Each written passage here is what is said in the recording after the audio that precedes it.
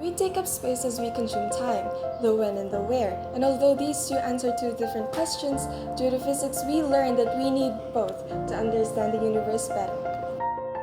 This concept, we don't live in a three-dimensional space and time. Rather, we live in a four-dimensional continuum called spacetime. Here, space and time are facets of the same thing, meaning we can't move in space if we stop time. In this space-time, we are constantly moving in the speed of causality, which is 299,792,458 meters per second, the universal agreement. And no matter what you're doing, even if you think you're at rest, the Earth, the solar system, and the entire galaxy is moving for you.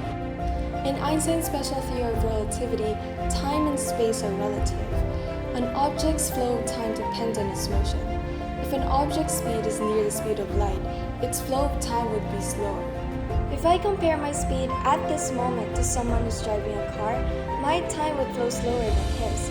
But because we travel incredibly slow compared to the speed of light, we don't notice the slight change in our time. Now, spacetime is not flat, because according to Einstein's general relativity, Spacetime is curved and warped by matter. Now, this displacement in spacetime is actually gravity. So gravity is not a force.